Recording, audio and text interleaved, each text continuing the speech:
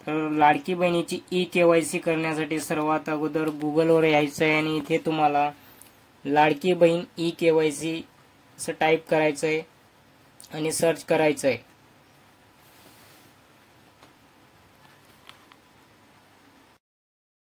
ई-KYC करण्याची लिंक आपल्या व्हिडिओच्या डिस्क्रिप्शन बॉक्समध्ये तुम्हाला मिळून जाईल. तिथे तुम्ही क्लिक करून वेबसाईट डायरेक्ट ओपन करू शकता. तर सर्च केल्यानंतर इथे पाहू शकता ladkibahn.maharashtra.gov.in या वेबसाईटला ओपन करायचं आहे. ओपन झाल्यानंतर अशा पद्धतीने वेबसाईट ओपन होईल. इथे तुम्हाला मुख्यमंत्री माझी लाडकी बहीण योजनेचे लाभार्थी ई-KYC प्रक्रिया पूर्ण करण्यासाठी येथे क्लिक करा. अशा पद्धतीने इथे बॅनर पाहायला मिळतंय. या बॅनरवरती तुम्हाला क्लिक करायचं आहे. तर या बॅनरवरती क्लिक केल्यानंतर तुम्हाला ई-KYC साठी तुम्हाला सर्वात अगोदर लाडकी बहिणीचा इथे आधार क्रमांक तुम्हाला एंटर करायचा आहे. तर इथे लाभार्थी आधार क्रमांक या ऑप्शनमध्ये तुम्हाला जो लाडकी बहिणीचा आधार क्रमांक आहे तो तुम्हाला इथे टाकायचा आहे. तर इथे आधार क्रमांक आपण टाकणार आहोत. आधार क्रमांक टाकल्यानंतर तुम्हाला इथे कॅप्चा जसा आहे तसा तुम्हाला इथे टाकायचा आहे.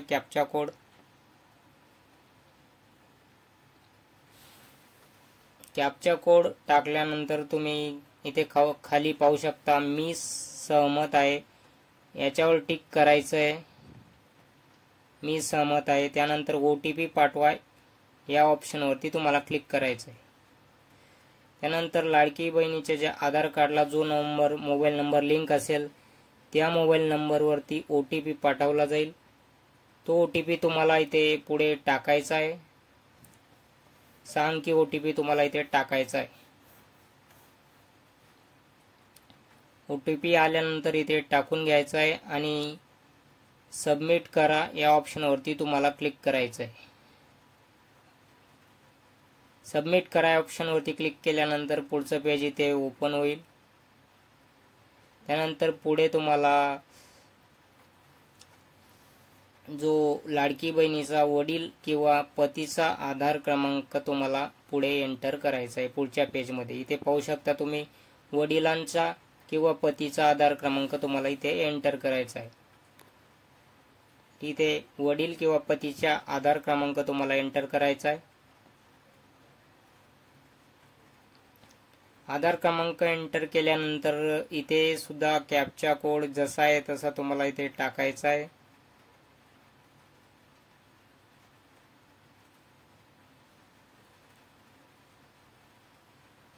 कॅप्चा कोड टाकल्यानंतर इथे सुद्धा मी सहमत आहे या ऑप्शनवरती क्लिक करायचं आहे. त्यानंतर OTP पाठवा या ऑप्शनवरती क्लिक करायचं आहे.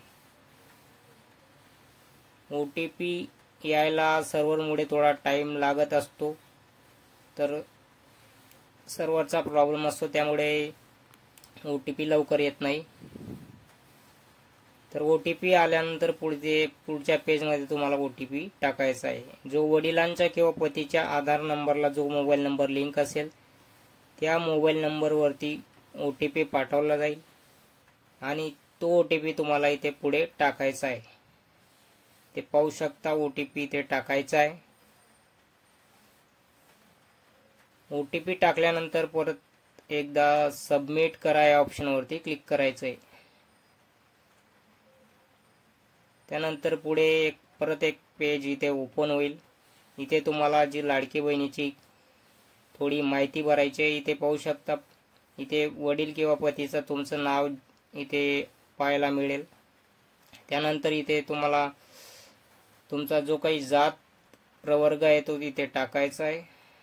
इथे जात प्रवर्ग तुम्ही टाकू शकता.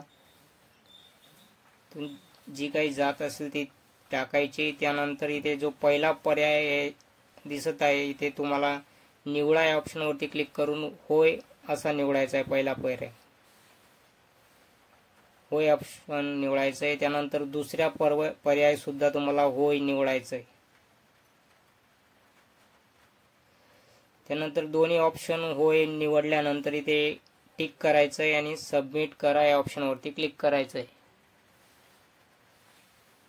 सबमिट करा या ऑप्शनवरती क्लिक केल्यानंतर तुमची इथे पाहू शकता जी ई-KYC ते पूर्ण झालेली आहे आणि तुमची ई-KYC पडताळणी यशस्वीरित्या पूर्ण झालेली असा जो मेसेज आहे इथे पाहायला मिळत आहे।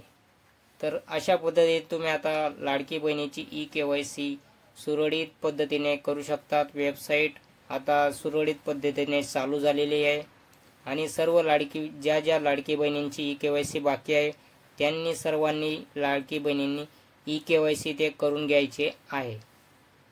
तर ई-KYC ला मुदतवाढ सुद्धा देण्यात आलेली होती। तर व्हिडिओ आवडला असेल आपल्या व्हिडिओला लाईक शेअर नक्की करा। धन्यवाद।